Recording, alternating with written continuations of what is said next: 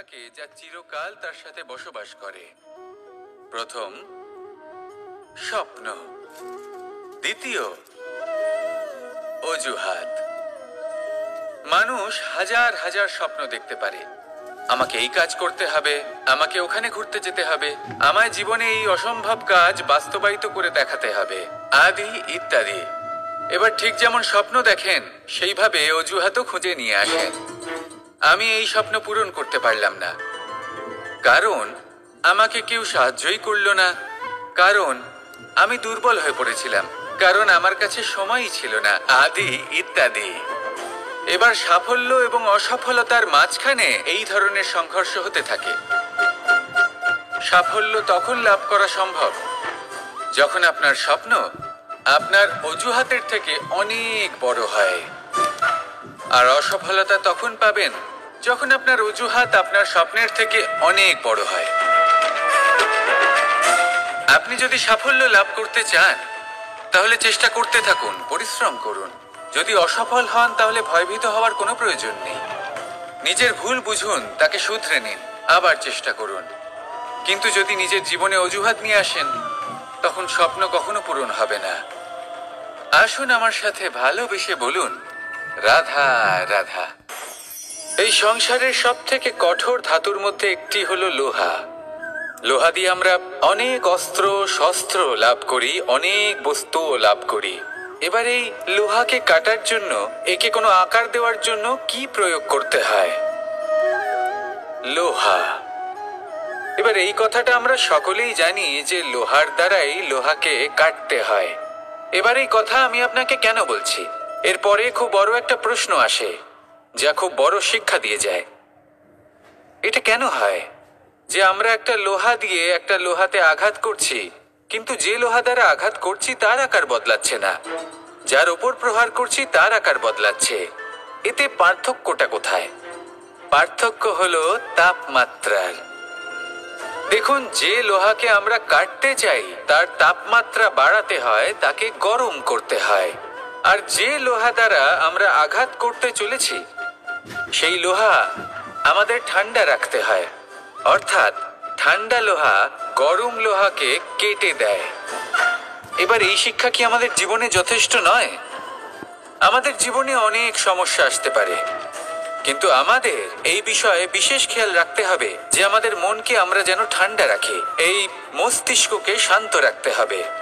যদি আমরা ক্রোধ বা ঈর্ষার আগুনে জ্বলতে থাকি, বিদ্বেষের আগুনে জ্বলতে থাকি, তাহলে আমরাও সেই লোহার মতোই হয়ে যাব যার তাপমাত্রা অত্যন্ত বেশি। তখন যে কেউ এসে আমাদের বিচ্ছিন্ন করে চলে যাবে।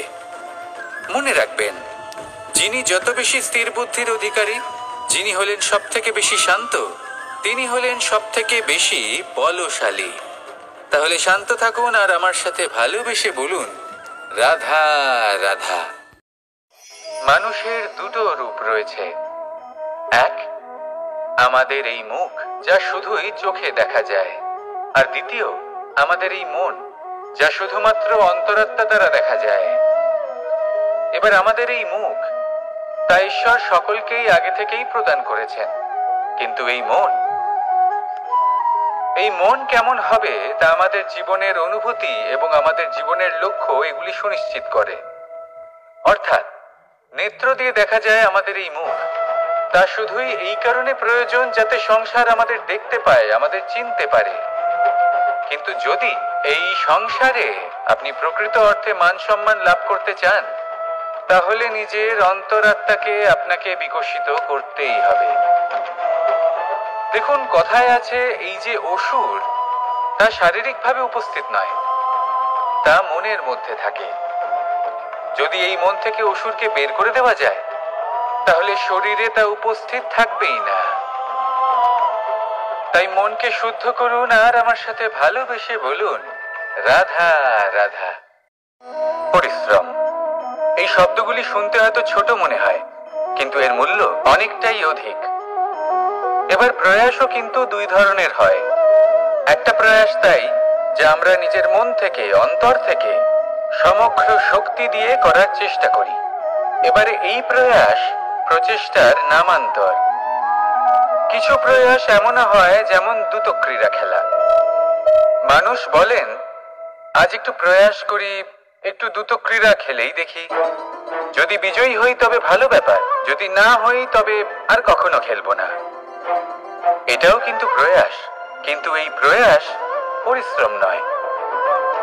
পাণ্ডবদের দেখুন, ওনারা যখন পরিশ্রম করেছিলেন তখন খাণ্ডবপ্রস্থকেও ইন্দ্রপ্রস্থ বানিয়েছিলেন। দ্রুত ক্রীড়া খেললেন, সেই মুহূর্তেই ইন্দ্রপ্রস্থ হারিয়ে ফেললেন। পরিশ্রম করলেন, সগৌরবের রাজা হলেন।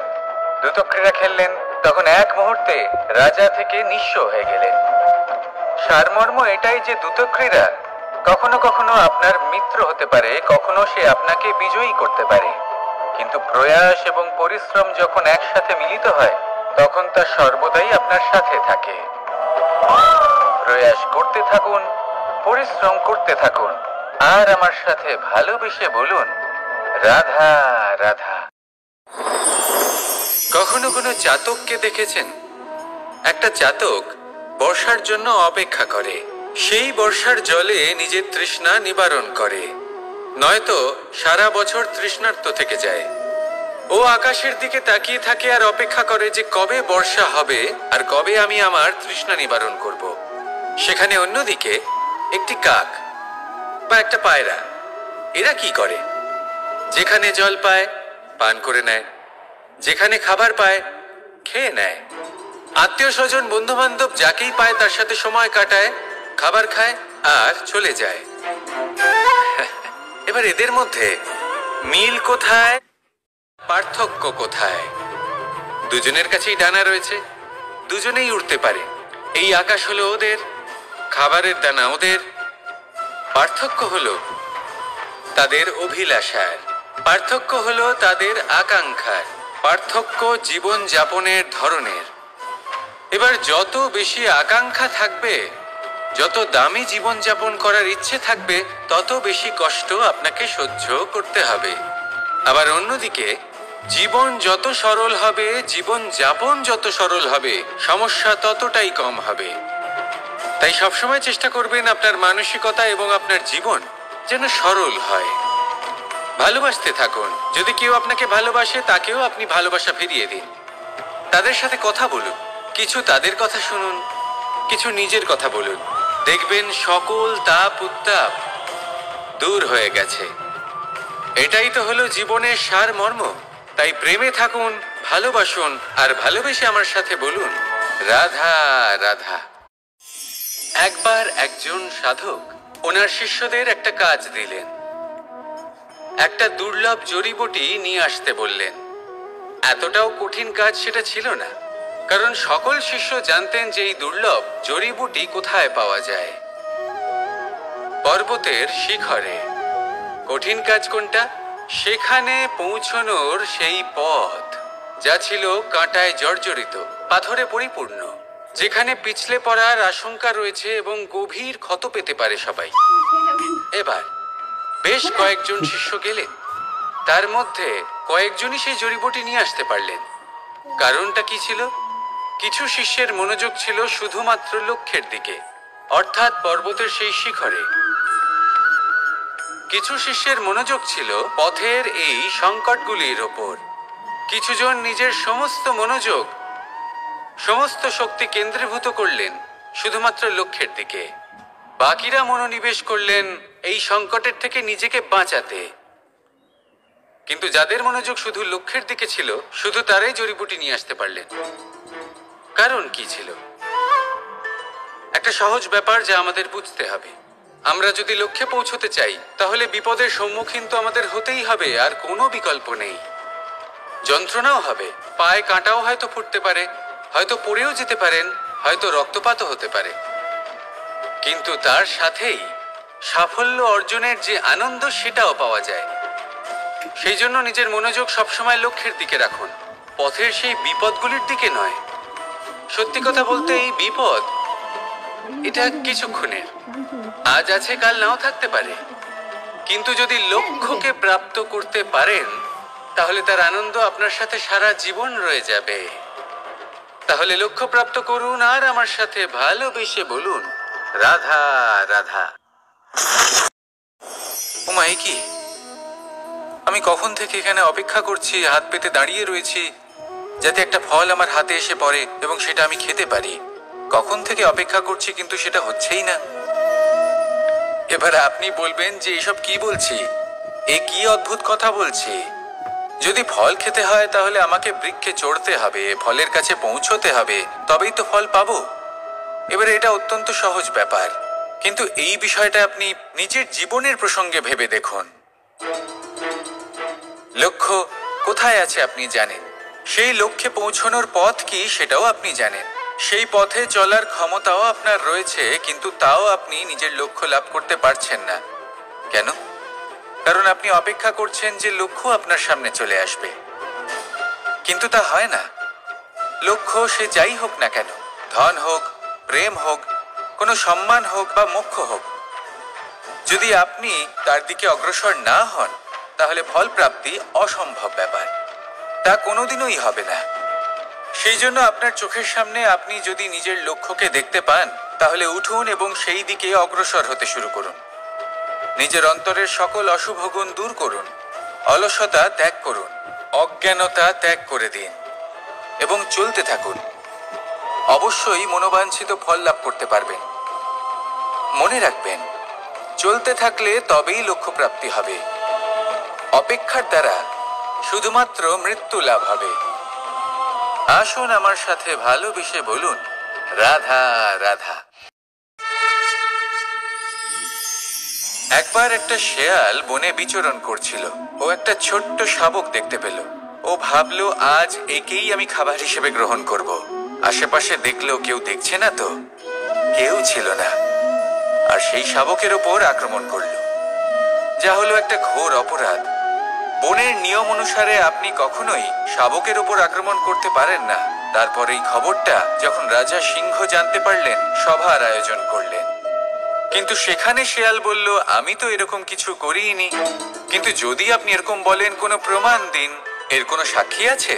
তখন রাজা সিংহ পেঁচাকে ডেকে পাঠালেন, যে সেই মুহূর্তে বৃক্ষের শাখার ওপর বসেছিল, সে সব কিছু দেখেছিল। পেঁচা সব সত্যি কথা বলল, আর শেয়ালকে মৃত্যুদণ্ড দেয়া হলো। এবার এই কাহিনী আমি আপনাকে কেন শোনালাম? কারণ মানুষও কখনো কখনো এরকম কর্ম করেন যা শিয়াল করেছে। এটা ভাবেন কেউ দেখছে না, যখন আমি অনুচিত কর্ম করতেই পারি।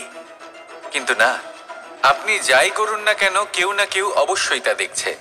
কোনো ব্যক্তি না হলেও কোনো প্রাণী, না হলে কোনো যক্ষ বা দেব বা প্রেত। যদি এনারা কেউ না দেখেন, তাহলে ধরিত্রী মাতা দেখেন, যেখানে দাঁড়িয়ে আপনি সেই কর্ম করছেন, তাই না? তাই একটা কথা সবসময় মনে রাখবেন, কে দেখছেন কে দেখছেন না সেই বিষয়ে ভাবা ছেড়ে দিন।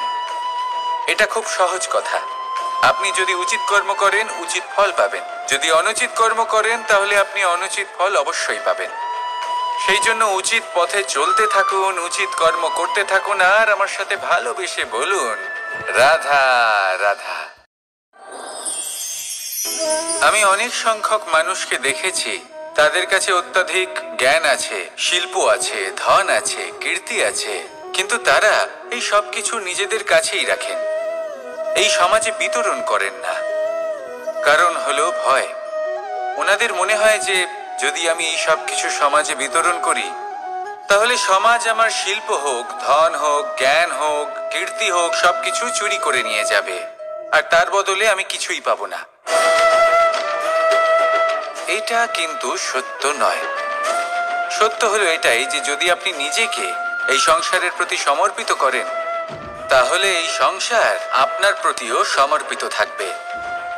আপনি শুধু ধন, জ্ঞান, কীর্তি, সম্মান পাবেন তাই নয়, বরং এই সমাজ আপনাকে নিজের চোখে হারাবে, মনের মধ্যে স্থান দেবে।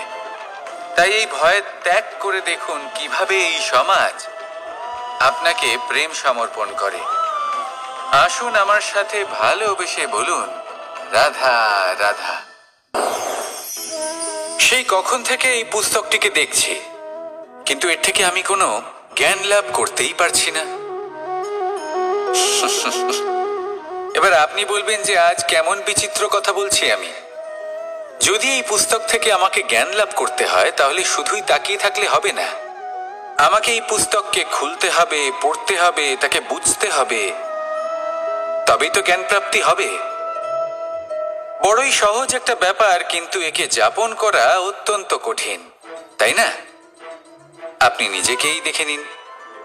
আপনার কাছে অনেক জ্ঞান রয়েছে। সহজ থেকে সহজতর জ্ঞানের কথা যদি বলি, আপনি এটুকু তো জানেন যে সত্যি কথা বলা ভালো কাজ, দান করা হলো পুণ্যের কাজ। আপনি জানেন যে পরিশ্রম করলে সাফল্য আসবে। এই জ্ঞান তো আমাদের কাছে রয়েছে, এমন অনেক জ্ঞান আমাদের কাছে রয়েছে, কিন্তু আলস্যের কারণে, অবহেলা করে আমরা শুধু এই জ্ঞান প্রয়োগ করতে পারি না। সেই জ্ঞান যাপন করা শুরু করুন, জীবনে প্রয়োগ করতে শুরু করুন। এই মন প্রত্যেকটি মুহূর্তে প্রসন্ন থাকবে, আর লক্ষ্যপ্রাপ্ত করে এই মন বলবে, রাধা রাধা। এ হলো গোলাপ ফুল। একে আমরা সকলেই চিনি। সমগ্র সংসার ভালোবাসে এই পুষ্পকে। এই ফুল দেখতেও সুন্দর। সবথেকে বেশি গুরুত্বপূর্ণ কথা হলো এর সুগন্ধ, যা দূর দূরান্ত থেকে ব্যক্তিদেরকে আকৃষ্ট করে। এই সুন্দর পুষ্প একটু মন দিয়ে দেখলেই দেখা যায় এর নিচে কাঁটা রয়েছে। এই সংসার বলে, এ প্রকৃতির কেমন রচনা, এত কোমল পুষ্প, এটা কি তীক্ষ্ণ কাঁটা সহ প্রস্ফুটিত হয়? এটাই হলো জীবনের সত্য। আমাদের অন্তরের সদ্গুণ, সেগুলিও এই ফুলের মতোই সুন্দর। সংসারের সৌন্দর্য দেখতে পায়, এর সুগন্ধ চতুর্দিকে ছড়িয়ে পড়ে। কিন্তু এই সদ্গুণ জাগ্রত করে তোলার জন্য কঠোর পরিশ্রম করতে হয়, প্রতিনিয়ত চেষ্টা করে যেতে হয়।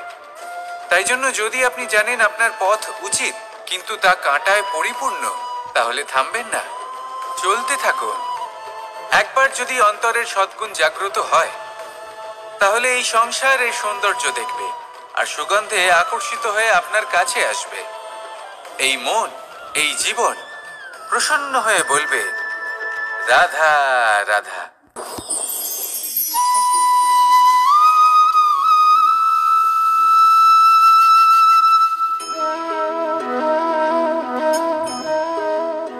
মোহনের বাঁশির এই সুর, এই সঙ্গীত কার না পছন্দ হয়?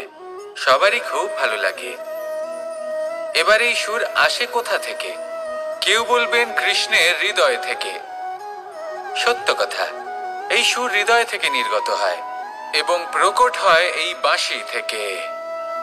এই বাঁশিটাকে দেখুন, এই ছিদ্রগুলি দেখুন, প্রত্যেকটা সুর থেকে নিজস্ব একটা স্বর নির্গত হয়। এবার যে ব্যক্তি এই সমস্ত সুর এবং স্বর বুঝতে পারেন, এতে নিপুণ, তিনি এই বাঁশির দ্বারা যে সুর নির্গত করবেন তা তো মধুর অবশ্যই হবে। এবার জীবনের সাথেও কিছুটা এরকমই ঘটে।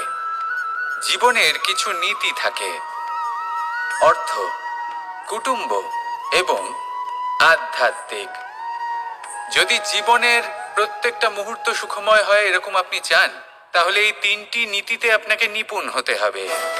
কোনো একটি বিশেষ নীতির প্রতি যদি আপনি বেশি ঝুঁকে পড়েন, তাহলে বাকি দুই নীতি থেকে যা সুখ লাভ করা সম্ভব তা পারবেন না। ধন অর্জন করতে হবে পরিবারের জন্য, পরিবারের সুখ মনের শান্তির জন্য, মনে শান্তির প্রয়োজন মনের শুদ্ধতার জন্য। যখন এই মন শুদ্ধ হবে, জীবন শুদ্ধ হবে, পবিত্র হবে, সুন্দর হবে এবং ভালোবেসে বলবে, রাধা রাধা। জীবনের প্রত্যেক মুহূর্ত আমাদের কিছু না কিছু শিক্ষা দেয়, নির্ভর করছে আমাদের দৃষ্টিভঙ্গির উপর। যেমন নদী হলো আমার অত্যন্ত প্রিয়। নদীতে ভ্রমণ করতে আমার খুব ভালো লাগে। কি বলেন? নদীতে সবসময় নতুন কিছু থাকে, ও পুরনো কিছুই নিয়ে বসে থাকে না। সব সময় প্রবাহমান, কখনো থামে না। ততক্ষণ থামে না যতক্ষণ না সাগরে গিয়ে সমাহিত হচ্ছে। ঠিক এইভাবেই আমাদেরও উচিত নিজের জীবন অতিবাহিত করা, নদীর মতো। প্রত্যেক মুহূর্ত নতুন, তাই সেইভাবেই জীবন যাপন করুন। পুরনো কিছুই একত্রিত করে রাখবেন না, বিগত স্মৃতির মাঝে নিজেকে হারিয়ে ফেলবেন না। এই যে বর্তমান, এই যে মুহূর্ত, সেটাই হলো সর্বশ্রেষ্ঠ। এর মাঝেই জীবন যাপন করুন। নদীর মতো প্রবাহমান হতে শিখুন। আপনি শিখে গেলে তাহলে মনে রাখবেন, আমার আপনার মাঝে বিচরণ করতে বড়ই ভালো লাগবে। যে ব্যক্তি আনন্দের সাথে জীবনের প্রত্যেকটা মুহূর্ত অতিবাহিত করে কোনো চিন্তা ছাড়াই, প্রবাহমান হয়, কখনোই থামে না, যতক্ষণ না মুক্তি লাভ করছেন, এমন ব্যক্তির মধ্যেই রাধাকৃষ্ণ বসবাস করেন।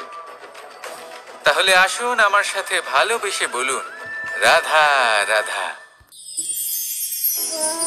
সূর্যের প্রকাশ অন্ধকারকে দূর করে দেওয়া সেই মহানায়ক।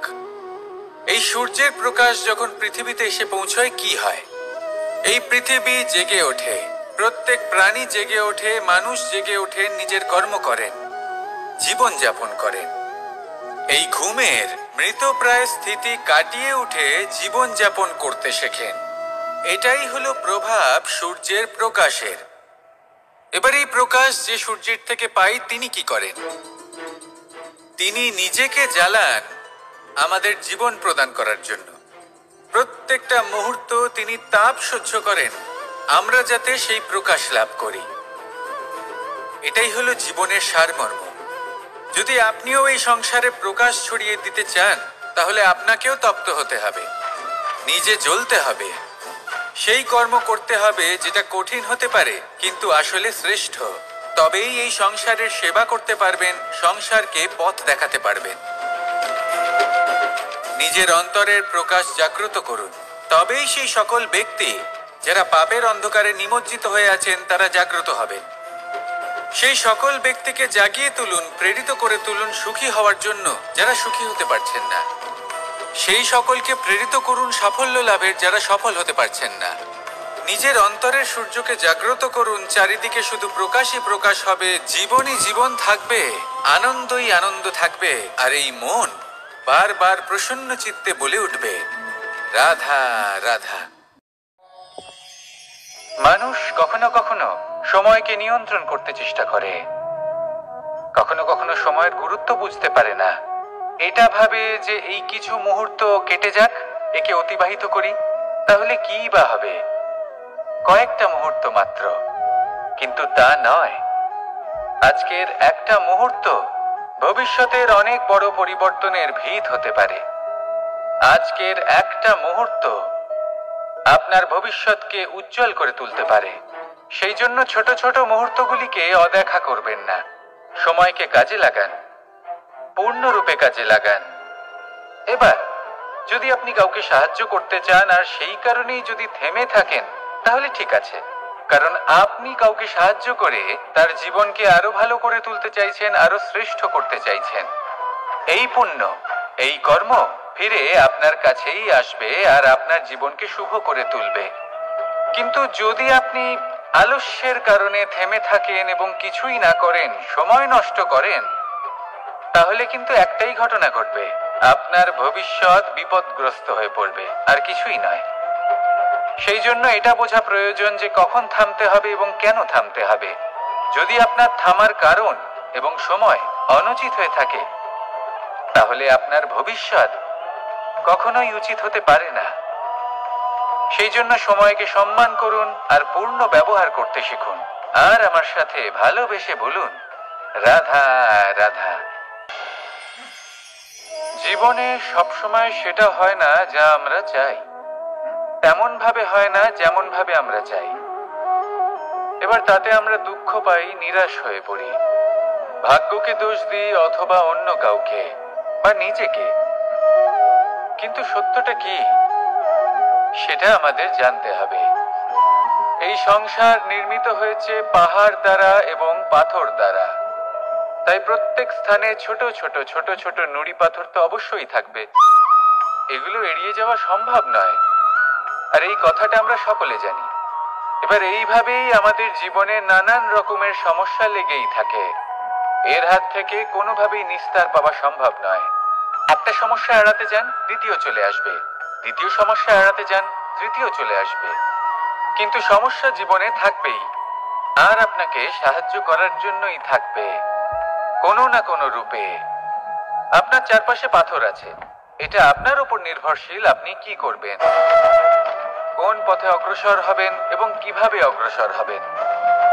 এবার দেখুন, এটা তো সবসময় সম্ভব নয় যে আপনার পদতলে ফুলের চাদর থাকবে, এটা তো অসম্ভব। সেই জন্য উচিত এটাই হবে যে আপনি পাদুকা পরিধান করে জীবনে অগ্রসর হন। এর সারমর্ম এটাই, যখনই জীবনে সমস্যা আসবে দৃঢ় হয়ে সম্মুখীন হন এবং এটা বোঝার চেষ্টা করুন যে এই সমস্যা জীবনে কেন এলো, কি শিক্ষা দিয়ে গেল। আপনার মধ্যে দোষ অবশ্যই থাকবে, তাকে গুণে পরিবর্তিত করুন। এই জীবন আরো বেশি সহজ সরল হবে এবং প্রসন্ন হয়ে বলবে, রাধা রাধা। মধু কারই না পছন্দ বলুন তো? অত্যন্ত সুস্বাদু হয় এই মধু, মিষ্টি খেতে হয় এবং তার শক্তিও প্রদান করে, এবং প্রত্যেকটি মিষ্টি পদার্থের মতোই এতেও খুব তাড়াতাড়ি পিঁপড়ে ধরে যায়। অন্যদিকে যদি নুনকে দেখি, তাহলে বছরের পর বছর রাখলেও এতে পিঁপড়ে ধরে না। এবার যদি কথা বলি বন্ধুত্বের, তাহলে বন্ধুত্ব নুনের মতো হওয়া উচিত, মধুর মতো নয়। যারা সামনে এলে শুধুমাত্র মধুর মধুর কথা বলবে, পরে এতে পিঁপড়ে ধরে যাবে, এটা নুনের মতো হওয়া উচিত। প্রকৃত বন্ধু হলো সে যে সময় এলে পরে আপনার সামনে আপনার প্রকৃত সত্য তুলে ধরবে, তা সে যতই কঠিন হোক না কেন। আপনার দোষ, আপনার অপগুণ, আপনার খামতি আপনাকে বলতে পারবে, যাতে আপনি সেগুলো শুনে মেনে নিয়ে তারপর নিজেকে শুধরোতে পারেন। এটাই হলো প্রকৃত বন্ধুত্ব। কখনো নিজের জীবনের আশেপাশে মন দিয়ে দেখবেন, অনেক সময় এমন মানুষ থাকেন, অনেক বন্ধু থাকেন, যাদের দেখে আমাদের মনে হয় যে এনারা খুব কঠোর, এনাদের কথা খুব কটু। কিন্তু বেশিরভাগ এমন মানুষের মনটা যদি বুঝতে পারেন, তাহলে দেখবেন তাতে কোনো মালিন্য নেই, এনাদের মন অত্যন্ত পবিত্র হয়। যদি আপনার জীবনেও এমন কোনো ব্যক্তি থেকে থাকে, এমন বন্ধু থাকে, তাহলে তাদের আগলে রাখুন আর আমার সাথে ভালোবেসে বলুন, রাধা রাধা। মাঝে মাঝে কিছু মুহূর্তের জন্য চোখ বন্ধ করে ধ্যানের বেদিতে বসে ধ্যান করতে চেষ্টা করুন আর বোঝার চেষ্টা করুন যে আমরা সর্বপ্রথম কি দেখতে পাচ্ছি, কি অনুভব করছি। আপনি দেখতে পাবেন সবার আগে আপনার চোখের সামনে আপনার দুষ্কর্মগুলিকে, আপনার লুকিয়ে থাকা ক্রোধ, অন্তরের যন্ত্রণা, ভয়, নিরাশা, এই সব কিছুই সবার আগে দেখতে পাবেন আপনি। আর এই সব কিছুই আমাদের দুঃখের কারণ হয়ে ওঠে। এই সব কিছুর সারমর্ম কি? সারমর্ম শুধু একটাই, সেটা হলো এই যে আমাদের এই মন তা কিন্তু দুষ্কর্ম পছন্দই করে না। আমাদের এই মন একটা সুখময় জীবন যাপন করতে চায়, সৎকর্ম করতে চায়। তাই এটাই করুন, শুভ চিন্তা করুন, শুভ কর্ম করুন, ইতিবাচক মনোভাব নিয়ে জীবনে অগ্রসর হন। তারপর চোখ বন্ধ করে অন্তরে দেখতে থাকুন, দুঃখের আভাসই পাবেন না। এই মন প্রসন্নতা এবং প্রেমের দ্বারা পূর্ণ হবে এবং বারবার বলে উঠবে, রাধা রাধা। কনক, কি সুন্দর একটা শব্দ। এর অনেকগুলো রূপ রয়েছে, অনেকগুলো অর্থও রয়েছে। প্রথম অর্থ হলো স্বর্ণ, অর্থাৎ সম্পত্তি। দ্বিতীয় অর্থ ধুতুরা, অর্থাৎ গাছের ছোট একটা বীজ, যা কিনা অত্যন্ত শক্তিশালী হয়। যদি বেশি মাত্রায় এর প্রয়োগ করা হয়, তাহলে এটা বিষময় হয়ে উঠতে পারে। এই হলো সেই ধুতুরা যার প্রয়োগ মহাদেবের পুজোতে করা হয়। এবার প্রশ্ন হলো এটাই যে এই স্বর্ণ এবং এই ধুতুরার মধ্যে মিল কি রয়েছে? মিল হলো এটাই যে এই দুটোই মানুষকে মত্ত করে তোলে। ধুতুরা মানুষকে তখন মত্ত করে যখন তাকে সেবন করা হয়, কিন্তু স্বর্ণ, ধন, সম্পত্তি, মানুষ এটা যতটাই অর্জন করে নেয় সেটাই যথেষ্ট। এই স্বর্ণ মানুষের ভাবনা চিন্তা করার ক্ষমতাকে বশ করে ফেলে। মানুষ সম্পত্তির লোভে মত্ত হয়ে ওঠে, কারণ যে যত চমৎকারী, যতটা অমূল্য হয়, তাকে সামলানো কিন্তু ততটাই কঠিন, তাই না? তাই মনে রাখবেন, ধন, স্বর্ণ, সম্পত্তি এগুলো ধুতুরার থেকেও অনেক বেশি বিষাক্ত হতে পারে। তাই এর ওপর আত্মসংযমের একটা কবচ পরিয়ে রাখবেন এবং বিবেকের শক্তির সাথে এগুলো প্রয়োগ করুন, তবেই কল্যাণ হবে। আসুন আমার সাথে ভালোবেসে বলুন, রাধা রাধা। সাফল্য। সংসারের প্রত্যেক মানুষ সফল হতে চান। একটু বোধবুদ্ধি আসার পরেই সে সাফল্যের পেছনে ছুটতে থাকেন, আজীবন এই সাফল্যের পেছনে ছুটতে থাকেন। কিন্তু এই যে সাফল্য, তা অর্জন কি করে করতে হয়? ব্যবহার দ্বারা, ছলনা দ্বারা, বল দ্বারা, অর্থের দ্বারা? দুর্ভাগ্যবশত সাফল্য এভাবে লাভ করা যায় না। সাফল্য তখন লাভ করবেন যখন আপনি অসফলতা থেকে শিক্ষা লাভ করবেন। অসাফল্য থেকে শিক্ষা লাভ করা অত্যন্ত গুরুত্বপূর্ণ। করা ভুলের থেকে শেখা অত্যন্ত গুরুত্বপূর্ণ। যদি আপনি অসাফল্যকে ভয় পান, তার থেকে দূরে পালান, তাহলে জীবনে কখনোই এগোতে পারবেন না।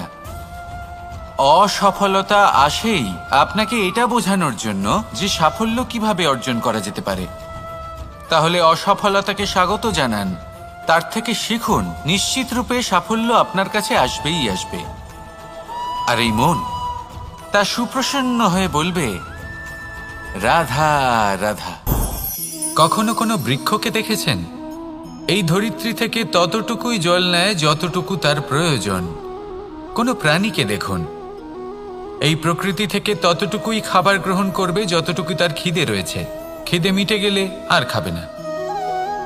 এবার মনুষ্যকে দেখুন, সে নিজের জীবনে যা কিছু পেয়েছে, বস্তু, ধন, খাবার, শক্তি, প্রয়োজনের থেকে অনেক বেশি লাভ করার চেষ্টা করে থাকে।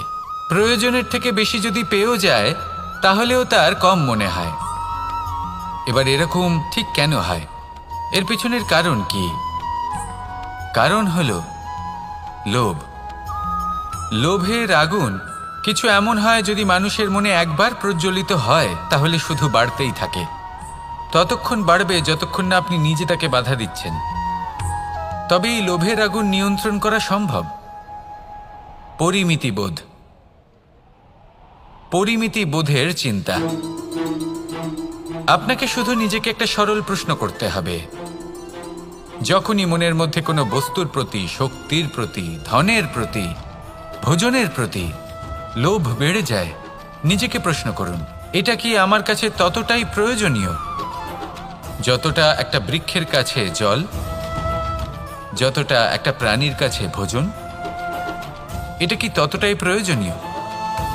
যদি উত্তর না হয়, তাহলে নিজেকে সেখানেই বাধা দিন। সেই ভাবনা সেখানেই ত্যাগ করুন, কারণ সেটাই হলো লোভ। ঠিক এইভাবেই প্রয়োজনীয়তার চিন্তা করে আস্তে আস্তে এই মন নির্লোভ হয়ে উঠবে। আর এই মন প্রসন্ন হয়ে বলবে, রাধা রাধা। এ হলো গোলাপ ফুল। একে আমরা সকলেই চিনি। সমগ্র সংসার ভালোবাসে এই পুষ্পকে। এই ফুল দেখতেও সুন্দর। সবথেকে বেশি গুরুত্বপূর্ণ কথা হলো এর সুগন্ধ, যা দূর দূরান্ত থেকে ব্যক্তিদেরকে আকৃষ্ট করে। এই সুন্দর পুষ্প একটু মন দিয়ে দেখলেই দেখা যায় এর নিচে কাঁটা রয়েছে। এই সংসার বলে, এ প্রকৃতির কেমন রচনা, এত কোমল পুষ্প, এটা কি তীক্ষ্ণ কাঁটা সহ প্রস্ফুটিত হয়? এটাই হলো জীবনের সত্য। আমাদের অন্তরের সদ্গুণ, সেগুলিও এই ফুলের মতোই সুন্দর। সংসার এর সৌন্দর্য দেখতে পায়, এর সুগন্ধ চতুর্দিকে ছড়িয়ে পড়ে। কিন্তু এই সদ্গুণ জাগ্রত করে তোলার জন্য কঠোর পরিশ্রম করতে হয়, প্রতিনিয়ত চেষ্টা করে যেতে হয়। তাই জন্য যদি আপনি জানেন আপনার পথ উচিত, কিন্তু তা কাঁটায় পরিপূর্ণ, তাহলে থামবেন না, চলতে থাকুন। একবার যদি অন্তরের সদ্গুণ জাগ্রত হয় তাহলে এই সংসার এর সৌন্দর্য দেখবে আর সুগন্ধে আকর্ষিত হয়ে আপনার কাছে আসবে। এই মন, এই জীবন প্রসন্ন হয়ে বলবে, রাধা রাধা। মানুষের এই জীবন, মানুষ জন্ম নেয়, একটা নির্দিষ্ট সময়ের পরে এই সংসার ত্যাগ করে চলেও যায়। এবার শুধু এটাই আবশ্যক নয় যে এই জীবনকালকে আপনি যাপন করবেন, শুধু এটাই গুরুত্বপূর্ণ নয়। আবশ্যক এবং গুরুত্বপূর্ণ হলো এটা যে এই জীবনকালে আপনি এমন কিছু করেন যাতে এই সংসারের মঙ্গল হয়, যাতে এই সংসার আপনাকে মনে রাখে, আপনার থেকে প্রেরিত হয়, আপনার মতো হতে চায়, প্রত্যেক বছর আপনার জন্মতিথির অপেক্ষা করে, এমনভাবে আপনার জন্মদিন পালন করে যাতে সেটা মহোৎসবের আকার ধারণ করে। এবার এই জন্মদিন এমনি এমনি মহোৎসবে পরিণত হয় না। তখন হয় না যখন কোনো ব্যক্তি রাজার রূপে বা কোনো গোয়ালার রূপে জন্মগ্রহণ করে। তখন পরিণত হয় যখন একজন মানুষ জন্মগ্রহণের পরে এই সংসারকে কোনো শিক্ষা দিয়ে যান। কিভাবে একজন মানুষ গোয়ালা থেকে রাজা হতে পারে, কিভাবে একজন মানুষ অসত্য থেকে সত্যের পথে চলতে শুরু করেন, অধর্ম থেকে ধর্মের পথে চালিত হতে পারেন, কিভাবে অন্ধকার থেকে প্রকাশের দিকে যেতে পারেন, কিভাবে নিজের আত্মাকে পরমাত্মার সাথে মিলিত করতে পারেন। তা সে রামনবমী হোক বা জন্মাষ্টমী হোক, তাদের জীবনের সাথে জড়িত প্রত্যেক মুহূর্ত একটা পরবের আকার ধারণ করে। তাহলে আপনিও এইভাবে নিজের জীবন যাপন করতে থাকুন। এই সংসারে শুধু ভালোবাসা বিতরণ করুন, কিছুটা এমনভাবে বিতরণ করুন যাতে আপনি এই সংসার থেকে চলে যাওয়ার পরেও এই সংসারে আপনি শুধুই ভালোবাসা বিতরণ করতে পারেন। যদি আপনি এরকম করেন, সংসারকে প্রেরণা দেন, তাহলে আপনার জীবনও রাধা কৃষ্ণের প্রেমের মতোই অলৌকিক এবং দৈব হয়ে উঠবে। আসুন আর আমার সাথে ভালোবেসে বলুন, রাধা রাধা। কথায় আছে সংসারে নাকি সকল রোগের ওষুধ আছে। যদি আপনি নিজের শরীরকে ভালোবাসেন তাহলে ব্যায়াম করুন, যদি নিজের নিঃশ্বাস প্রশ্বাসকে ভালোবাসেন তাহলে প্রাণায়াম করুন, যদি আপনি নিজের আত্মাকে ভালোবাসেন তাহলে ধ্যান করুন, কিন্তু যদি আপনি নিজের জীবনকে, পরমাত্মাকে ভালোবাসেন তাহলে সকলকে ভালোবাসতে থাকুন। এই ভালোবাসা অত্যন্ত গুরুত্বপূর্ণ এবং আবশ্যক। ভালোবাসার থেকে ভালো না কোনো ওষুধ আছে, না আছে কোনো আসন। এর থেকে ভালো না কোনো ব্যায়াম আছে আর না কোনো প্রাণায়াম। এই ভালোবাসা বড় বড় সমস্যারও সমাধান করতে পারে। ভালোবাসা বড় বড় বিপদকে আপনার থেকে দূর করতে পারে। এই ভালোবাসাই আপনাকে জীবনে বাঁচতে শেখায়, কারণ ভালোবাসাই হলো জীবনের আসল সত্য। তাহলে আসুন আর আমার সাথে ভালোবেসে বলুন, রাধা রাধা। জীবনে অনেক সময় আমরা এটা দেখে থাকি যে আগামী প্রজন্ম সেই কাজটি করে যেটা তার পূর্ববর্তী প্রজন্ম করে গেছেন। একটা উদাহরণ দিই। তাহলে দেখুন, একদিকে আছে মাতা পিতা যারা আজীবন সংঘর্ষ করেছেন ধন অর্জন করার জন্য। তারপর তারই সন্তান তার সাথেই লড়াই করে তার থেকে সমস্ত সম্পত্তি ছিনিয়ে নিল। তারপরে যত সময় অতিবাহিত হয় সেই সন্তানের সাথেও সেই একই ক্রিয়া ঘটতে থাকে।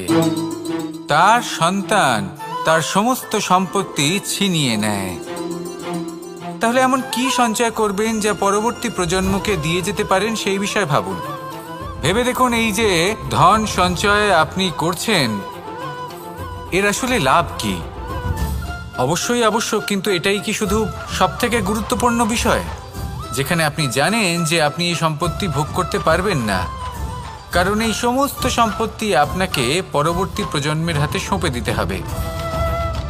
তাহলে ধন সঞ্চয় করুন, কিন্তু এমন একটা সম্পত্তি কেন সঞ্চয় করা উচিত নয় যার উপভোগও আপনি করতে পারবেন, পরবর্তী প্রজন্মকেও দিয়ে যেতে পারবেন, আর মতভেদও হবে না।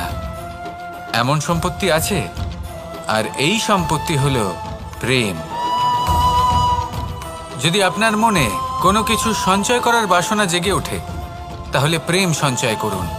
সেটা পরবর্তী প্রজন্মও পাবে এবং সেই প্রজন্ম ভবিষ্যতে ভালোবাসা ছড়াতে থাকবে। আর তখন এই মন সুপ্রসন্ন হয়ে বলবে, রাধা রাধা।